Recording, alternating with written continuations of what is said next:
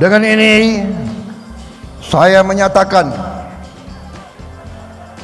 bahwa dengan penuh rasa tanggung jawab saya menerima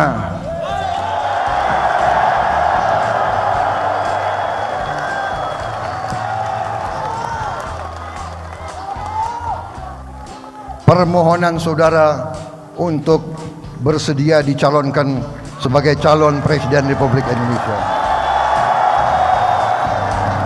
Halo sahabat Kompas.com, Ketua Partai Gerindra Prabowo Subianto kembali mencalonkan diri sebagai calon presiden pada pemilu 2024. Ini artinya sudah kali ketiga nih Pak Prabowo mencalonkan diri sebagai capres. Prabowo juga menjadi tokoh politik pertama yang sudah mendeklarasikan kesediaannya maju dalam ajang 5 tahunan tersebut. Katanya, keputusan Prabowo tersebut merupakan jawaban atas aspirasi DPD Partai Gerindra di 34 provinsi di Indonesia. Ketua Harian Partai Gerindra Sufmi Dasko Ahmad mengatakan, seluruh kader Partai Gerindra kompak mengusung Ketua Umum Partai Gerindra Prabowo Subianto dalam Pilpres 2024. Ia juga mengungkapkan bahwa tak ada perbedaan pandangan dalam proses Rapimnas lalu. Rapimnas juga dihadiri oleh petinggi PKB. Secara resmi, kedua partai telah menandatangani piagam deklarasi koalisi. Dasko mengatakan setelah penandatanganan piagam deklarasi antara kedua partai, barulah pihaknya akan membuka komunikasi dengan parpol lain yang berniat bergabung dalam koalisi. Ya, langkah ini memang harus ditempuh oleh Gerindra. Secara aturan presidensial threshold 25% suara nasional tidak tercapai oleh partai besutan Prabowo tersebut.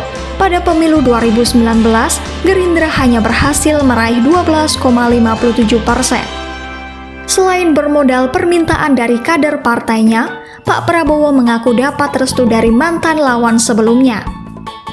Sufmi Dasko Ahmad menyebut, izin tersebut diberikan ketika Jokowi bertanya langsung ke Prabowo ihwal rencana pencalonannya.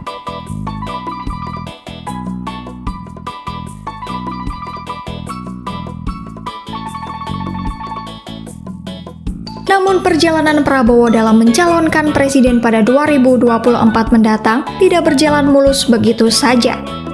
Banyak pihak yang mempertanyakan niatnya untuk kembali mencalonkan diri sebagai presiden, secara kan udah 2 kali gagal. Wait, namanya juga Pak Prabowo. Sindiran yang dikirim kepadanya justru disikapi dengan tegas dan bersemangat. Ia menilai pihak tersebut tak memahami arti dari sebuah perjuangan.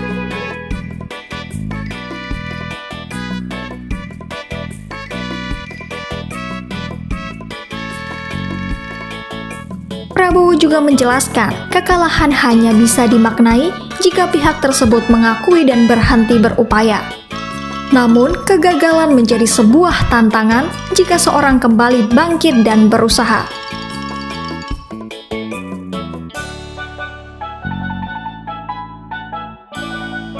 Kalau berbicara yang dulu-dulu, karir pencapresan Pak Prabowo memang dimulai pada tahun 2009. Saat itu, Prabowo mencalonkan diri sebagai wakil presiden dari Megawati Soekarno Putri. Ini merupakan debut pertama Prabowo. Pilpres 2009 ini juga menjadi awal kedekatan Gerindra dan PDI Perjuangan. Namun pasangan Mega Prabowo kalah dari SBY Budiono dalam pemilu tersebut. Kontestasi kedua Prabowo diikutinya pada Pilpres 2014. Pemilu ini menyajikan peta politik yang berbeda dari sebelumnya. Gerindra dan PDI Perjuangan yang sebelumnya terlihat sangat mesra dan sangat dekat, namun harus pecah kongsi pada Pilpres 2014. Padahal pada waktu itu, Prabowo digadang-gadang akan berpasangan dengan Jokowi. Namun malah PDIP mendeklarasikan Jokowi sebagai capres dan berpasangan dengan Yusuf Kala. Karena pada masa itu, Jokowi tengah naik daun, dan PDIP tidak ingin menyia-nyiakan hal tersebut. Sekali lagi, namanya juga Pak Prabowo. Tak ada kata pantang menyerah dalam hidupnya. Untuk kedua kalinya, Prabowo kembali mencalonkan diri sebagai presiden dalam pemilu 2019. Dan untuk kedua kalinya juga, Prabowo bertarung dengan Jokowi yang menggandeng Ma'ruf Amin sebagai cawapres. Tak ada perbedaan yang mencolok dalam peta politik Pilpres 2019 lalu. Hasilnya, Jokowi kembali memenangkan pemilu 2019 dan Prabowo kembali harus gigit jari. Tapi kan jadi menteri, Pak.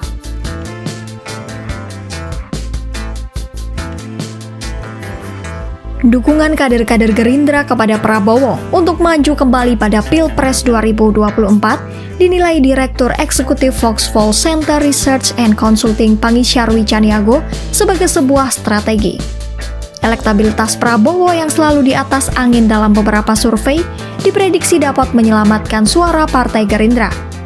Prabowo harus maju, itu adalah salah satu cara untuk menyelamatkan elektabilitasnya Gerindra. Jadi kalau Pak Prabowo nggak maju, nanti Gerindranya nggak punya efek.